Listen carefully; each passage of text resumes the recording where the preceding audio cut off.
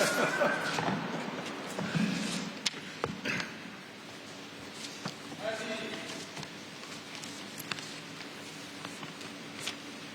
and gentlemen, Mr. Alar Karis, President of Estonia.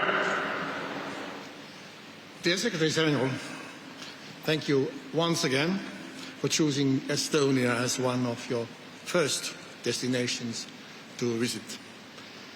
Estonia is where NATO begins, and therefore it is the key area for NATO's core mission, deterrence and forward defense. Your visit means a lot to us and to the troops. Dear Allied troops, it is a pleasure to see you here, side by side with Estonian soldiers. This is exactly how we defend NATO, side by side. Together we show our enemies that attacking Estonia, France, the UK, the US, or any NATO ally will have devastating consequences. We show that we are truly ready to defend NATO from the first centimetre and the first second. Today, significant and direct threat to security of the allies comes from Russia. Russia only respects power. So together we show Russia this power, and if necessary we will strike deep and hard.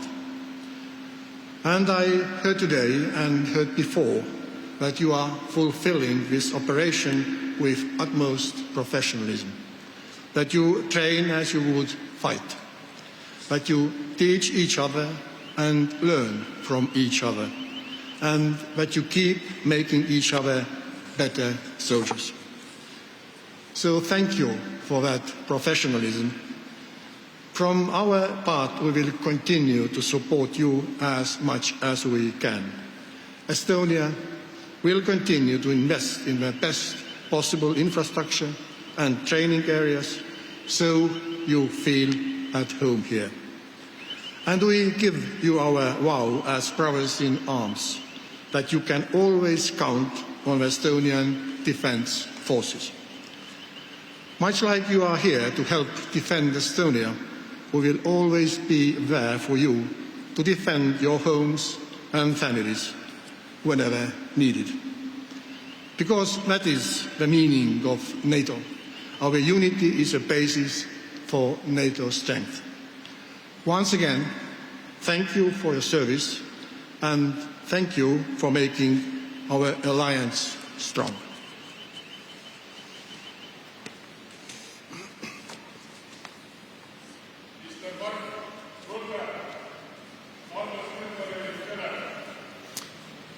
Good afternoon, President Karis, dear Alar, thank you, and Chief of Defence, General Merilo, for hosting us here today. It is my pleasure to be here at Tapa Army Base. It is where the Estonian 1st Brigade is located, and NATO's multinational forces are fully integrated. This is the first NATO battle group I have visited since I became Secretary General, and I am already impressed with your professionalism, commitment and resolve. Thank you to the United Kingdom for leading this battle group with its soldiers serving alongside troops from France and staff from Iceland. I also welcome that troops from the United States are here today. Yet another demonstration of US commitment to our shared security. You stand shoulder to shoulder with your Estonian brothers and sisters in uniform. You all embody the spirit of NATO. All for one and one for all. Together we defend Estonia's freedom every day. And Estonia will never be alone again. You are one of 8 NATO battle groups, stretching from the Baltic to the Black Sea, backed by the full weight of NATO's fighting forces in all domains: land, air, sea, space and cyberspace. Every hour of your vigilance reinforces our collective defense. You deter any aggression, and your presence proves that NATO will always defend every ally. Your efforts are not just a display of military strength, but also a clear commitment to preserve peace and prevent conflict. Let me also welcome that today the United Kingdom and Germany are signing a new defense agreement that will bring their armed forces and defense industries even closer, further strengthening NATO's security. NATO will continue to step up our deterrence and defense and increase our support to Ukraine, because Ukraine's security is our security. It is a privilege to meet you here today. I was fortunate to speak with some of you earlier. You are the best of NATO. Thank you for your service.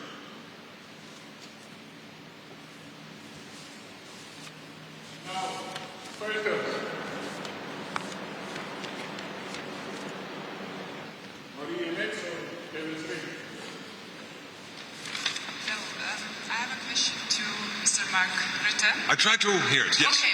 Yes, in the microphone, please. Louder, maybe. Since you are from the Netherlands, your new home country, do the people understand the meaning and the necessity to contribute to NATO and keep the troops in place in Estonia, where we have Russian borders? And the second question would be to the US presidential elections. How come can the results affect the European security, and is NATO ready for Trump's comeback? For my country, I can tell you that from the moment the 23rd to the 24th of February, that night when at 3 o'clock we got the message, the news that the full Russian onslaught was taking place. Obviously the war had started earlier with getting Crimea under Russian control, but the full onslaught starting on that February night in 2022 came very close to our feeling of security, our sense of that you do not invade another country, that you cannot recolonize another country in the world of 2022, 2023, 2024. And this is what I have seen all over NATO. And yes, I know that Estonia is literally on the east flank of the alliance. But basically, every one of 1 billion people living in NATO territory live on the eastern flank. Maybe not literally, but it is not you alone. You are not alone. We all have to go through this together. And I can only say from the heart that we are in this together. It's one for all and all for one. And that including keeping the support for Ukraine going, we are extremely motivated to do that. Then on the US elections, obviously we have to wait the outcome. I have no intelligence who will win. And I'm convinced that the President, the Prime Minister of Estonia, myself, everyone in NATO will work in a very positive and cooperative way with whoever will be the winner of that election. Also because both on the Democratic side and on the Republican side, people realize that NATO and the collective defense NATO provides is not only in the interest of Estonia or Netherlands, United Kingdom, but also for the United States. If Russia will be successful in Ukraine, and we will prevent that. But if that would happen, that would be a security threat not only to Estonia, but also the Netherlands, United Kingdom and the United States. We all realize that. So this is a collective effort, and I know that we will work with whoever will win the elections. And of course we have no say in this and no opinion, but we have to make it work, whoever will be chosen. Representing Estonian newspaper Eesti Päevaleht, and this question for both of you, Mr. President and Mr. Rutte. And they asked, de facto, we already have a two-speed Europe, where our country can stand aside and others can work on effective cooperation. Could this system work for NATO as well? Because we have allies like Hungary that are voicing open doubts even about their own defense, not to mention helping the alliance.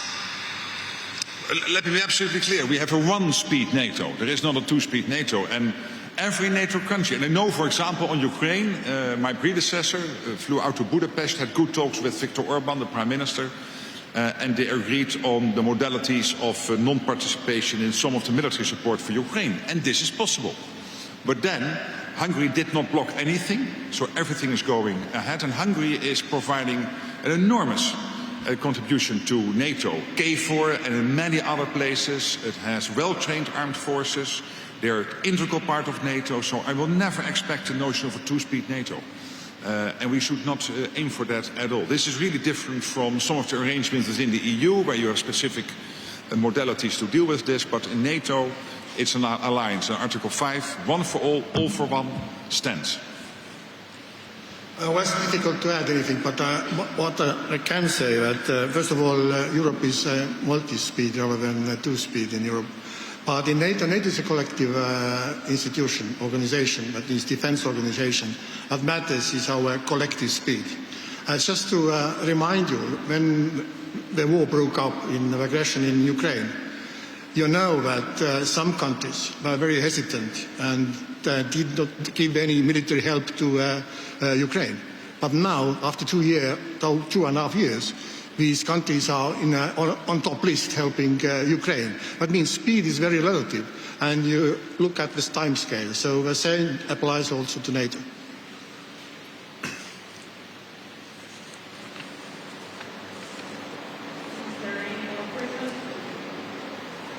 No.